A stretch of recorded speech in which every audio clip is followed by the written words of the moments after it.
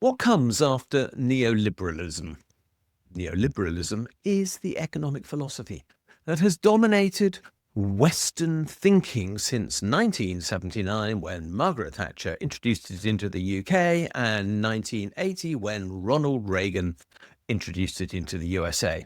And since then, Europe has crumbled in the face of neoliberalism, and institutions like the World Bank and the IMF have forced it onto other countries all around the world.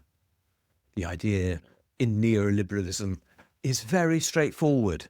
It is that markets know best and that governments should get out of the way.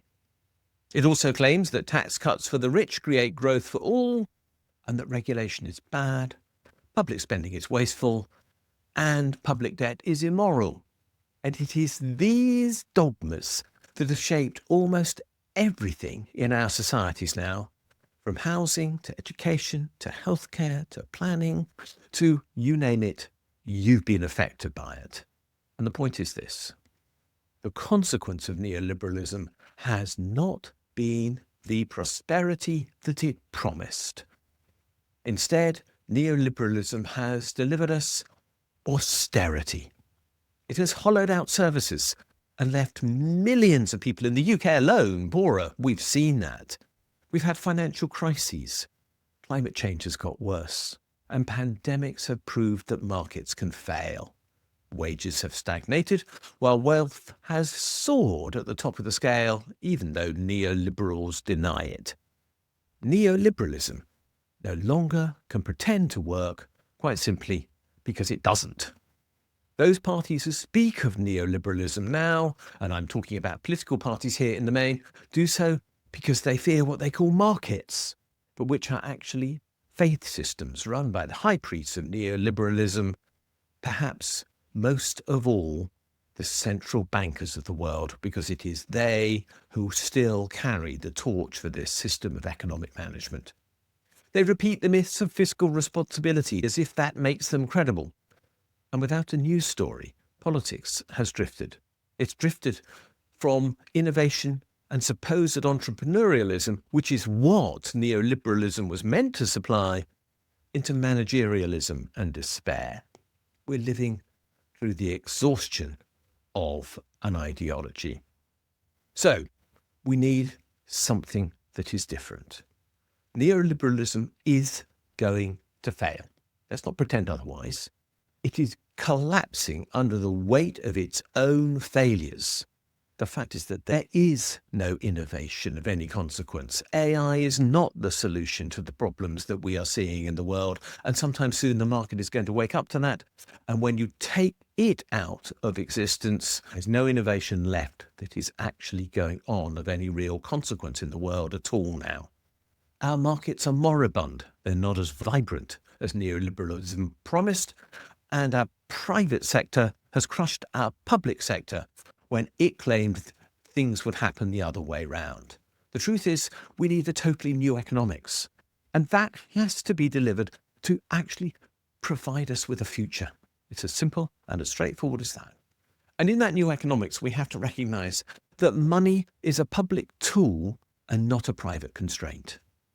We have to always put people first and never markets. And we have to invest to meet needs and not to chase profits. And we most definitely have to keep speculation under control. The idea that something real is created by reshuffling the way in which wealth is owned in the world is completely ridiculous, and yet has been promoted by neoliberalism. It's wrong.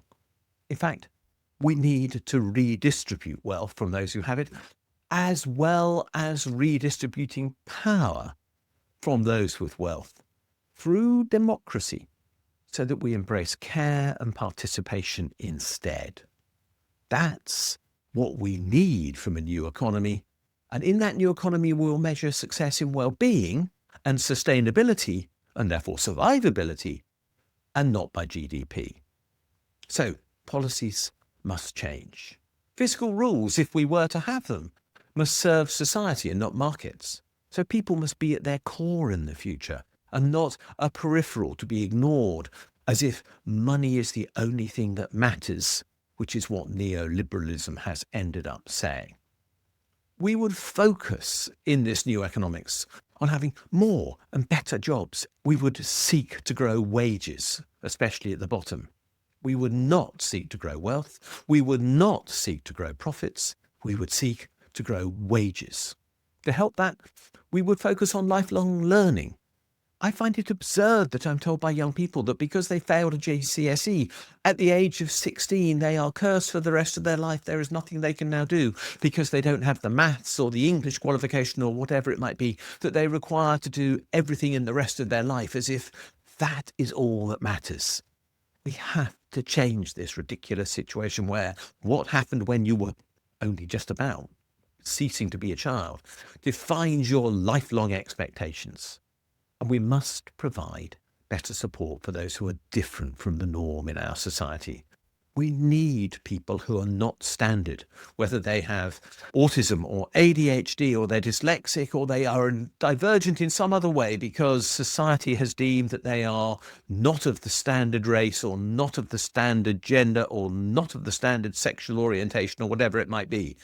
We need to support all those people too, because they bring the essential diversity, which is the basis on which our society thrives. It's not uniformity that creates a society. It is, in fact, difference that creates a society, because out of difference, new ideas come. And in all of this, this new economics must have caring at its core. Public investment in this new economics should build resilience and not just balance books. Tax must be used for its true social purpose, first of all controlling inflation, but also controlling inequality and strengthening democracy, as well as correcting for the failures of markets. Economic management must begin with moral purpose and not with this idea that balancing the books is the be-all and end-all of government activity, as if whatever else it might do is secondary to that task. And of course, we must build for generations to come. Sustainability has to be at the core of all of our thinking. And none of this is possible unless we are politically honest in the future. Leaders must say that scarcity exists in real resources, which means that we will have to change the way that we use them. But most of the rest of the things that we call scarce, like money, are just not of that nature. There's as much money in the world as we can use. There is no limit. This form of scarcity, the one that politicians have been promoting, is in fact usually a myth created by power. And what we need to do is put the public back in charge, because they will when they understand this truth. Democracy will therefore decide what we are to do. People must be presented with real choices, real options, real ways in which we can make progress so that everyone has a chance to flourish. And fear of markets must give way to this faith in people and the choices that they make. Choices driven by a politics of care and an economics of hope. Neoliberalism is ending because it has run out of lies. The next economy must be built on care, community and courage. I call it the courageous state. We can choose renewal through truth or collapse through denial. The future after neoliberalism starts when we stop pretending that neoliberalism works. It doesn't, it never has, and it's now obvious it never will.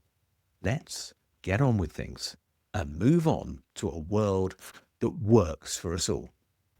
Thanks for watching this video. If you've enjoyed it, please do click the like and subscribe buttons, because they do genuinely help us spread the word on YouTube.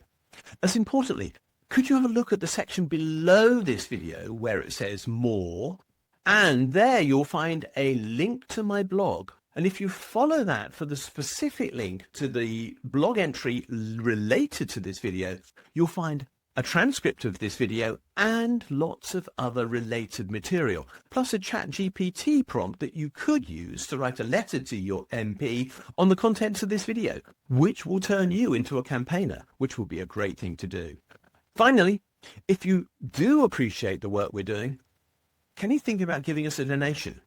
If you'd like to do so, there's a link below, or You can find one on my blog where there's a Ko-fi button saying, please buy me a coffee. Thanks a lot, and we'll see you again soon.